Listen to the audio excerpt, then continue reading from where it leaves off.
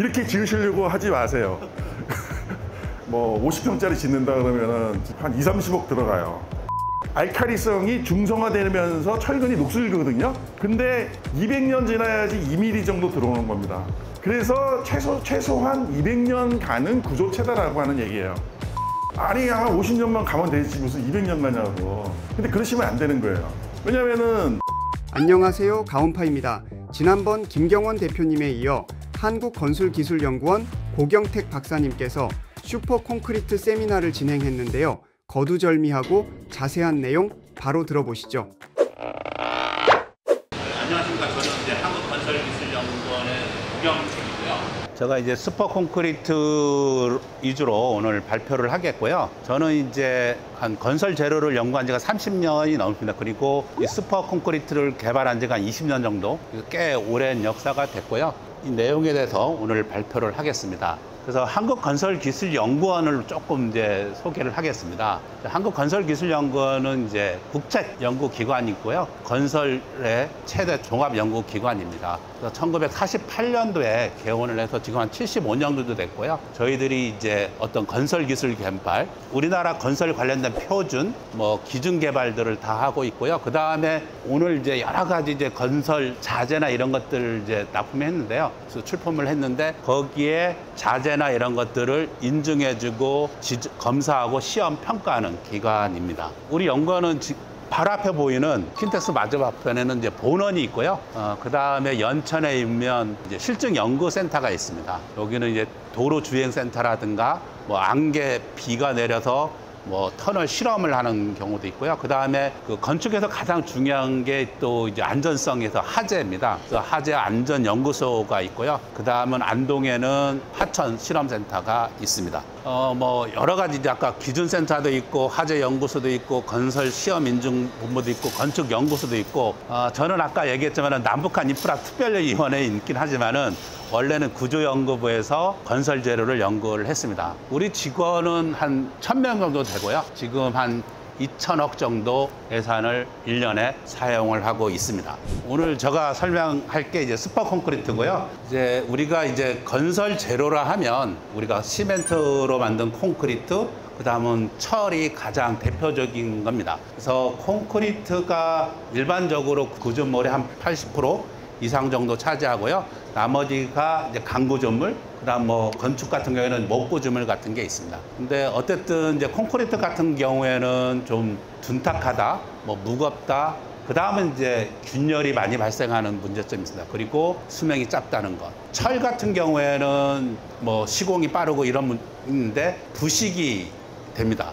그리고 주기적으로 페인트 작업을 해야 되고 재료비가 좀 비싼 경우 있습니다. 어쨌든 이런 장단점이 있고요. 그 다음은 이제 차세대 이제 건설 재료의 우리가 주요 키워드를 보면 뭐 우리가 고강도, 뭐 고내구성, 지속 가능성, 뭐 탄소 저감, 급속 시공, 뭐 여러 가지가 있습니다. 근데 어쨌든 이 재료를 우리가 개발해서 사용하려면 가장 중요한 건 뭐냐면 성능도 중요하지만은 가격이 싸야 된다는 게 상당히 중요합니다. 그래서 여러 가지 이런 재료를 대체하는 것 중에 여러 가지 재료들이 나왔습니다. 그래서 뭐 고강도 콘크리트니 뭐 고성능 콘크리트니 그 다음은 FRP니 알루미늄니 여러 가지가 나왔는데 최근에 건설 재료에서 가장 주목받는 게 초고성능 콘크리트. 그러니까 콘크리트 중에 가장 좋다 생각하시면 됩니다. 그래서 뭐 초자가 들어가고 울트라가 들어갔습니다. 그래서 울트라 하이 퍼포먼스 콘크리트를 해서 우리 같은 게 좀 줄여서 UHPC라고 합니다.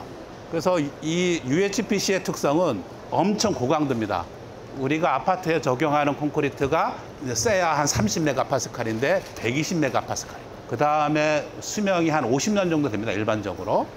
그래서 200년 이상이고. 그 다음에 우리가 콘크리트를 다지려면 아마 보실 겁니다. 뭔가 막 소리내서 막 다지는 작업을 하는 거거든요. 근데 그런 작업 없이 그냥 잘 성형이 될 수 있는 고유동성 콘크리트를 가진 게 초고성능 콘크리트입니다. 그래서 이 초고성능 콘크리트를 어떻게 만드냐? 뭐 우리가 시멘트, 골재, 아무튼 이런 자갈 이런 걸 다 쓰지 않습니까? 일부 고강도 콘크리트 이제 그런 것들을 쓰고 거기에 특수한 재료를 씁니다. 근데 그 UHPC는 여기에 일단 자갈을 배제합니다. 자갈을 배제하고 나노제로나 그다음은 우리가 콘크리트를 만들어 보면 여기 이제 공국이라는 게 있습니다. 공국이라는 게 일반 콘크리트 한 20% 정도 있어요. 우리가 깨보면 벌집처럼 돼 있습니다. 근데 그게 이제 강도나 내구성을 나쁘게 하거든요. 그래서 물이 들어와서 뭐 철근을 부식시킨다든가 이산화탄소가 들어와서 그 뭐 탄산화라 그러는데 어쨌든 그런 문제점이 있는데 이런 공국을 줄이는 게 상당히 중요합니다. 그래서 우리가 충전재, 시멘트와 골재 사이에 어떤 미세한 재료들을 메꾸는 걸 우리가 충전재, 필러라고 하는데 그런 것들을 사용해서 어쨌든 공국력을 최대한 줄였습니다. 그리고 이제 콘크리트의 단점은 뭐냐면 이게 누르는 힘, 우리가 압축은 상당히 강합니다. 잡아당기는 힘이나 이렇게 휘어지는 그는 상당히 약하거든요. 그래서 우리가 철근을 쓰게 되는데 옛날 집 가면, 토담집 가면 우리가 흙에 볏짚 같은 거 넣잖아요. 그런 원리입니다. 그래서 이런 그 강섬유나 섬유를 골고루 퍼지게 하는 것도 하나의 기술이긴 한데 그런 것들을 넣어서 인장 강도를 상당히 높인 습니다. 그래서 어느 정도 강하냐?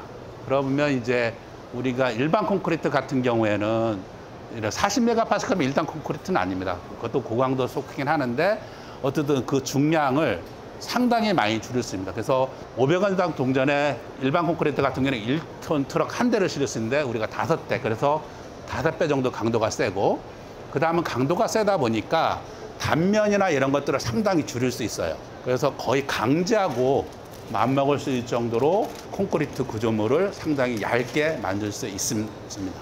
그리고 이제 어떤 소금이나 물, 이산화탄소가 들어가면 콘크리트가 이렇게 철근이 부식시킬 수 있습니다. 일반적인 콘크리트는 50메가파스칼, 50년 정도 되는데 UHPC는 조직이 엄청 치밀해서 물이나 소금 같은 게 안 들어가요. 그래서 수명을 200년 정도 하는데 사실은 저희들이 예측해 보면 200년, 300년, 500년 정도 갈 수 있는 장점을 갖고 있습니다. 그리고 일반 콘크리트 같은 거는 우리가 바이브레이터라 하는데 다진 봉을 가지고 철근을 인부들이 작업을 이렇게 해야 되는데 저희들은 이렇게 물처럼 흘려요. 그래서 뭐 다진 작업 이런 걸 안 하더라도 콘크리트를 타설할 수 있는, 작업을 할 수 있는 장점을 갖고 있습니다. 이렇게 되면 뭐 나중에 얘기했지만은 우리가 곡선이니 이런 다양한 모양들을 마음대로 만들 수 있는 장점을 갖고 있습니다. 이렇게 보면 초고성능 콘크리트라는 게 되게 좋은 거다 생각하실 거 아니에요. 되게 좋습니다. 근데 이런 어려운 점들이 있습니다. 현장 적용 못하는 문제점. 그래서 재료비와 공사비가 엄청 비쌉니다. 그 다음은 일반 콘크리트의 외국 거는 한 30배? 뭐 이렇게 비싸고요. 콘크리트라는 것은 또 이 수축이 생깁니다. 수축이 생기면 균열이 발생하는데요. 우리가 건조할 때 얼굴에 세수를 하고 화장품을 안 바르면 바로 우리 빳빳해지잖아요. 콘크리트도 마찬가지입니다. 이렇게 잡아당기면 인장 강도를 초과하면 균열이 발생합니다. 그래서 수축이 너무 크면 안 됩니다. 그리고 이게 성능을 발휘하려면 고온 양생이 필요하다는 거. 그다음에 이 제조 방법은 일반 콘크리트는 레미콘이든 어디든 다 만들 수 있는데 제한적으로 돼 있습니다. 그리고 시방서나 이런 것도 없고요. 그다음은 저희들 연구하기 전에는 외장재나 비구조재 이런 쪽만 이제 적용했다. 그래서 이런 여러 가지 문제점이 있습니다. 그래서 저희들이 이제 슈퍼 콘크리트라는 것을 개발을 했고요. 그래서 제가 연구한 지가 20년 정도 됐다 그러잖아요. 주로 이제 교량에 적용을 하려고 왜 이렇게 교량에 연구를 하려고 그러냐면 교량의 바닥판 수명이 한 15년 정도밖에 안 됩니다. 겨울철에 그 제설제 뿌리잖아요. 동결용에 오자면 한 바닥판이 한 15년 정도밖에 안 되는데 수명 200년 교량을 만들어 보자 해서 교량을 이제 만들게 됐고요. 슈퍼 콘크리트를 만들게 됐고요. 그 다음에 이제 우리가 사장교를 또 했습니다. 우리 케이블 교량을 이제 하는데 케이블 교량이 이제 보통 이제 강제 같은 걸로 많이 만들어요. 근데 강제는 비싸다. 근데 일반 콘크리트는 교량의 길이를 한정이 됐다 그래서 우리가 그 슈퍼 콘크리트를 이제 개발하게 됐고 그 다음에 성능이 좋다 보니까 일반 구조물이나 이런 데도 적용할 수 있는 뭐 여러 가지 연구를 하게 되었습니다. 금방 만든 건 아니고 오랜 역사가 있다. 그래서 우리가 UHPC라는 것은 압축 강도 120메가파스칼 뭐 이렇게 해서 높은 강도, 연성, 내구성 뭐 이런 걸 가지고 UHPC의 난제를 해결한 콘크리트다. 자부합니다. 저희들이 세계 최고 수준의 어떤 기술을 갖고 있다. 그리고 여러 가지 구조물에 적용한 실적을 갖고 있다는 거고요. 슈퍼 콘크리트는 두 종류가 있습니다. 그래서 80에서 180이 있는데 120에서 180은 차로 따지면 G80이나 뭐 이런 생각하시면 되고요. 80에서 120은 뭐 소나타나 이런 그 정도 생각하시면 됩니다. 전문가가 아니라서 좀 쉽게 설명을 하도록 하겠습니다. 그래서 슈퍼 콘크리트는 A와 B가 있다 생각하시면 되고요. 아까 이제 수축이 상당히 크다 그랬잖아요. 그래서 여러 가지 저희들이 연구를 해서 화학 반응에서 생기는 걸 우리가 자기 수축이라 그러는데 자기 수축도 엄청 줄이고 건수 수축은 한 7, 8배, 그 한 7분의 1 정도로 줄였습니다. 그래서 일반 콘크리트 이하의 수축력을 줄였고요. 그 다음은 우리가 이제 이 기둥이나 이런 걸 탓을 하면 콘크리트가 딱 누르면 키가 작아집니다. 그런 것들을 이제 우리 크립이라 그러는데요. 크립도 일반 콘크리트 한 4분의 1 정도밖에 안 돼서 구조물의 안정성이나 균열 이런 데도 저항성이 상당히 높다는 것을 알 수 있습니다. 그 다음에 이제 인장강도, 이것도 상당히 초점을 맞춰서 제가 논문이나 이런 것도 많이 썼는데요. 어쨌든 프랑스 기술의 한 1.6배, 미국의 한 1.3배 정도로 해서 저희들이 뭐 여러 가지 논문도 쓰고 논문상도 받고 했습니다. 그 다음에 이제 비용이 비싸면 안 되잖아요. 그래서 여러 가지 재료를 국산화하고 성능을 향상시켜서 비싼 재료를 사용량을 줄이고 해서 애국 기술 대비 한 70% 정도 줄였습니다. 그리고 이것들을 저희들이 레미콘이나 이런 데서 제조했을 때 비용이나 외국에서 생산했을 때 비용들을 분석한 결과입니다. 그래서 어쨌든 제조 비용을 상당히 줄였다. 그 다음에 이제 내구성입니다. 내구성을 이제 보면 일반 콘크리트 대비 뭐 100배? 이 정도로 강하고요. 수명을 예측해도 여기 보면 200년, 500년 있잖아요. 그 정도로 수명을 가질 수 있는 장수명 콘크리트입니다. 그 다음에 이제 우리가 건축에 사용을 하려면 콘크리트를 이제 운반을 해야 되는데요. 운반을 이제 펌핑으로 보통은 많이 합니다. 그래서 저희들이 200m까지 그 이송하는 실험을 해서 뭐 한 1시간당 40km로 일반 콘크리트 정도로 압출할 수 있는 것을 확인을 했습니다.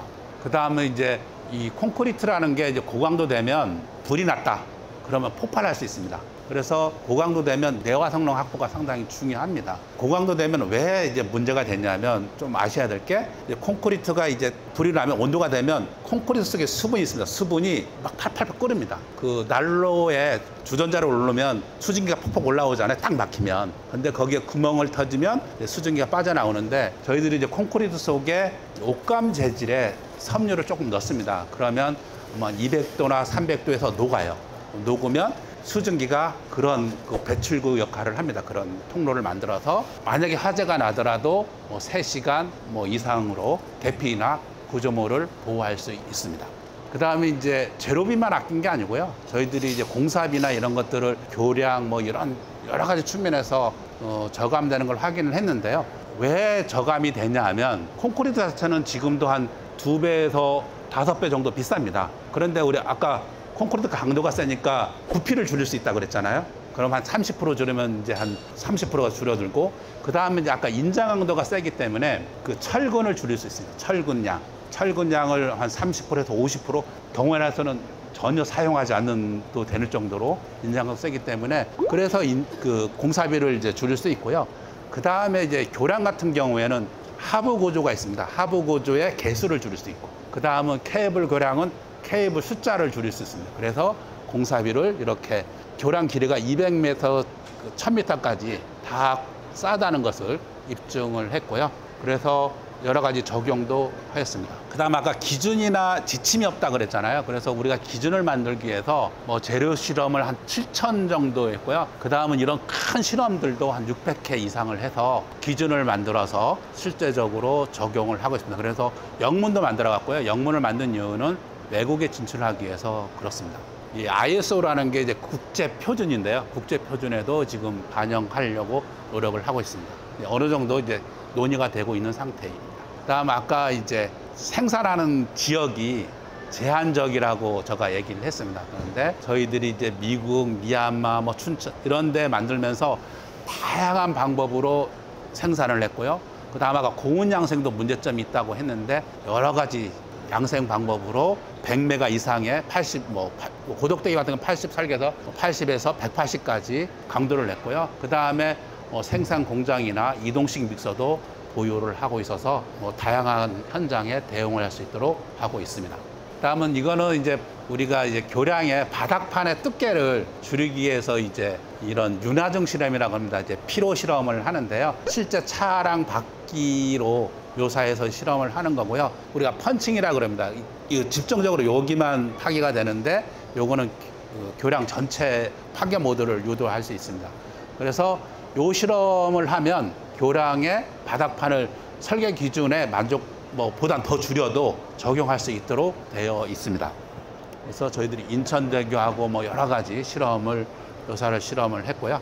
그 다음에 현장 적용 건수가 별로 없다는데 조그마한 것들은 더 뺐고요. 한 어쨌든 90건 이상의 현장 적용 실적을 갖고 있습니다. 그래서 저희들이 이제 미국 아이오와 주라는 이제 홋카이가 이제 그 아이오와 주를 대표하는 상징물입니다. 그래서 홋카이 브릿지라고 이제 명명을 했고요.